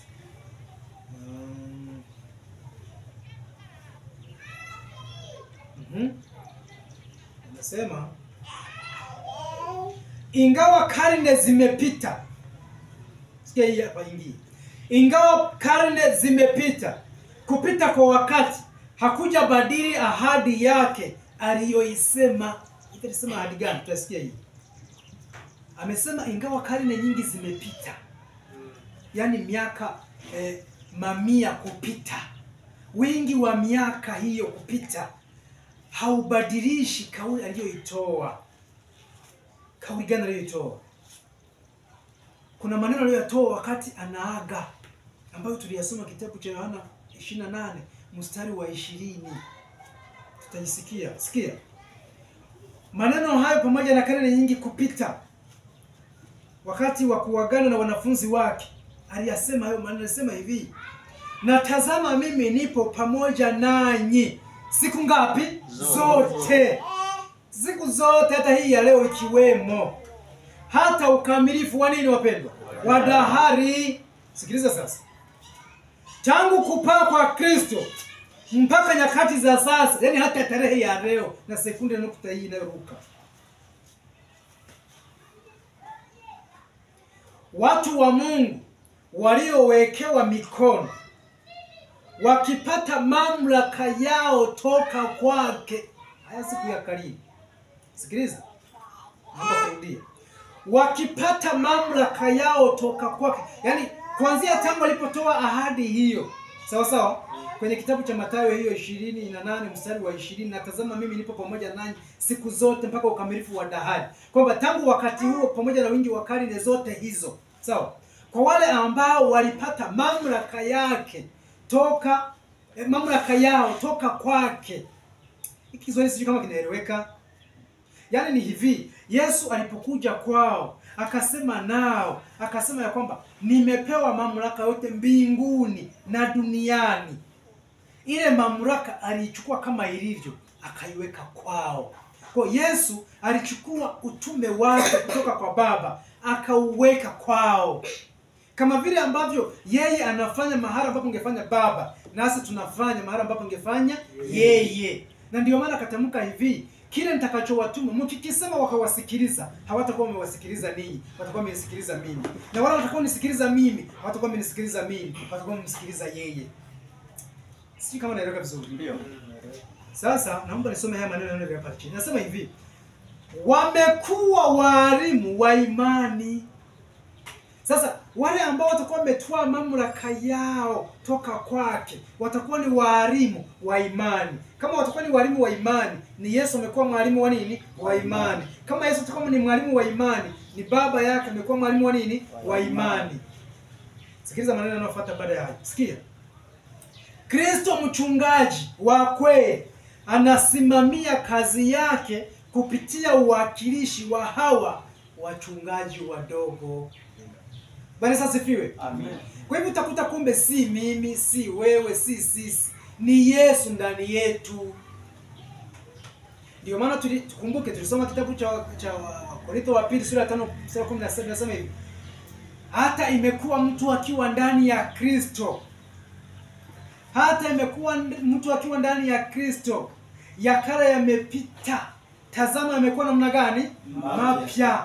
Kwa nini anakuwa mapya? Tayari mtu amezaliwa upya. Na mtu anazaliwaje upya? Hebu nikusumbue ufungu pamoja kama sijamaliza hivi. Nisome kitabu hicho cha Petro wa kwanza 1:23. Tuone nini ambacho tunaweza tukaking'amua hapa watu wa Mungu. Tusitofautiane kwa sababu tu ambazo shetani zipachika humu ndani kusudi atutawanye, kazi shindikani. Pasipo umoja, kazi haiwezi kufika popote. Na umoja hauwezi kuja kama si neno la Kristo kwa ndani yetu. Sitaki kupatanishwa na maneno yako na wewe usitaki kupatanishwa na maneno yangu. Lakini tupatanishwe na maneno, amini, na neno la nani? Na Mungu. Fungu la 23. Ndio, hiyo ni Petro wa kwanza. Petro wa kwanza 1:23. Ndio. Kwa kuwa mmezaliwa mara ya pili. Isikie hii kae vizuri. Kwa kuwa tumezaliwa mara ya pili, si kwa mbegu iharibikayo. Si kwa mbegu inayoharibika.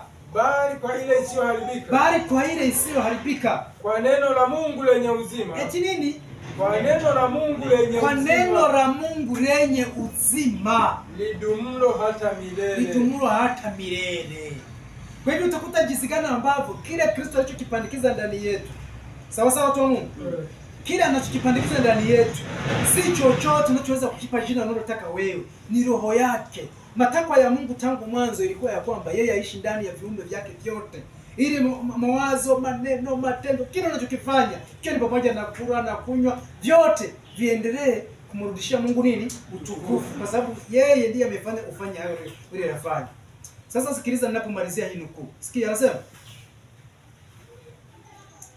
hivyo nafasi ya hao wanaotenda kazi katika neno na mafundisho ni ya muhimu sana. Nafasi ya hao ni ya muhimu na maana gani? Sana. Sasa sikiliza Kiswahili hiki kizuri ambacho usipokielewa sasa itabidi kama kuna wataalamu wa mambo ya afya ya akili wasaidie hapo. Sikia. Anasema kwa mbadala wa Kristo. Ati kwa nini? Kwa mbadala wa Kristo. Wawakilishi samani, kwa mbadala wa Kristo wanawasihi watu wapate kupatanishwa na nani? Na Mungu. Hivi utakuta kwamba mimi hapa ninahubiri kwa jina la Yesu. Amina. Kila nitakachokitenda ninakifanya kwa jina la Yesu. Iwe ni kula, iwe ni kuoga, iwe ni kuvaa, iwe ni kubatiza, iwe ni kubatizwa, iwe ni kufanya chochote, ninatekeleza jina la Yesu, mamlaka ya Yesu, agizo la Yesu, mbadala wa Yesu, kila alichokitoa kwenye Mathayo 28 mstari wa 19 mpaka ngapi? Mpaka 20.